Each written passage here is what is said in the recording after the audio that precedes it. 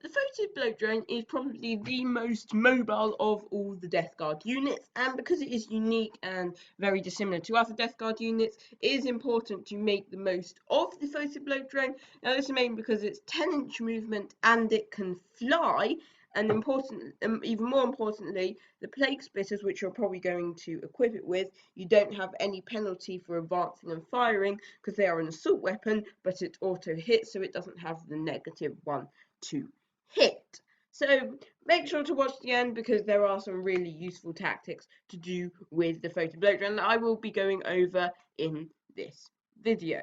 Now, most importantly with the Foetid Bloat drone is the weapon choice. You have to go for the 2 plague spitters.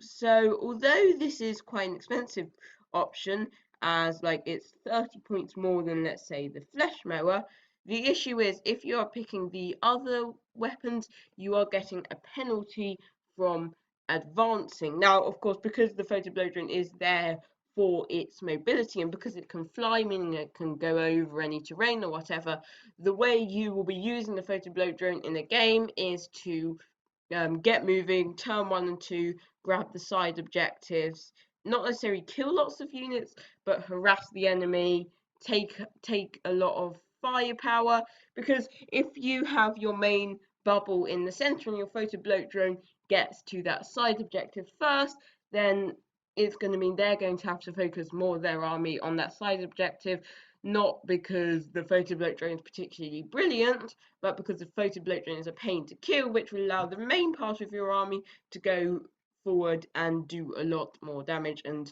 take control of the center of the board. And of course, the mobility means that if it does lose that objective, it can just hop around the board, harass whatever units it likes, and also threaten the opponent's backline. And if they just have like one tiny unit on their back objective, the Foetid Bloat drone can get there in a few turns, so that is going to be a real pain for them. And this is why you need the plague spitters, because firstly, it's not only that fact that you can advance and fire without penalty, but it's also the fact that the Foetid Bloat drone hits on the 4s. Now, the reason this is important is because although 6 extra attacks, a total of 9 attacks with the flesh mower, does seem like a good idea. Firstly, by the time you get into melee, you might have lost a few wounds and be down the bracket or 2, so that's most likely going to be less attacks. And of those 9 attacks, even if it is 9 attacks, statistically only 4 or 5 of them will hit, and it's only AP2, so by the time you get through the wound roll and the save roll, it's not going to be doing too much damage. And I think if you are facing, let's say, some Primaris Marines, you're statistically only going to kill a couple, and for a 125 point unit and to sacrifice all that maneuverability, it's not worth taking the flesh mower. And as for the heavy blight launcher, it's a lot more expensive, and although 6 shots of 6 minus 2d3 does sound quite nice, statistically only 3 of those shots are going to hit, and then again it's only strength 6, and even though it is a plague weapon, because of the way it works, that you'll be attacking on an outside flank away from the center of your army, you're not going to be re-rolling all the failed wound rolls with the Arch Contaminated Warlord trait. You're only going to be re-rolling wound rolls of 1, and then again the D3 damage means that if it's 2 or 3 wound models, you're going to roll, you might roll 1 or 2 1s, which will effectively render it useless, and it will not do much damage. And even for like sitting on a back objective, something like a Plague Burst Crawler will do a lot more damage, or even something like a Chaos Predator.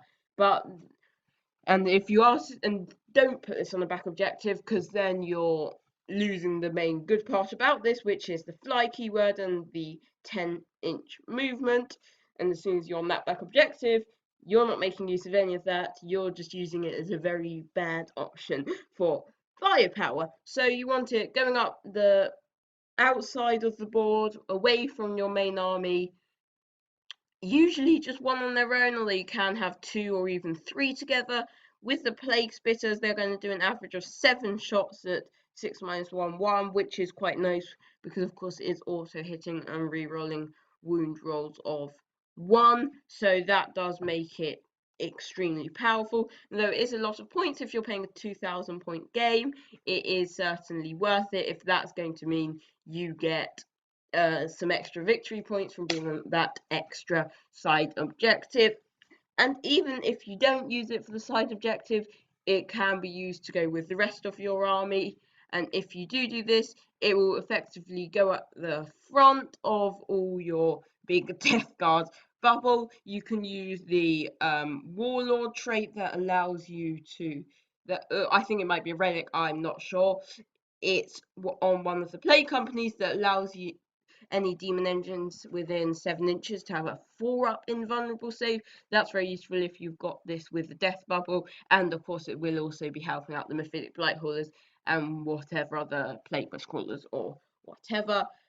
So it can be used in that way, and then again it will be mainly there to soak up firepower and allow your army to not lose much of its firepower, while the rest of your firepower from your blight haulers, plagueless crawlers and plague marines go shoot some stuff and kill a lot of the enemy. So in conclusion, you want the Foetid Bloat drone for its resilience and maneuverability. It's good to go on wide objectives. It needs to work with the Plague Spitter, that is how it works best. And of course, 5 pinball, 5 feel no pain, 10 wounds, T7, that is what makes it so resilient. It is, even though it might not be the best of units, if you use it in the right way, it can be very powerful. So I do hope you enjoyed this video. If you did, make sure to like and subscribe and turn on notifications, because I'll be doing update videos as soon as there is any news on the new Death Guard Codex, and I will also be, of course, doing other videos to do with Death Guard tactics. So I hope you did enjoy. Make sure to like and subscribe, comment your opinions down below, and also any other video ideas. But for now, bye.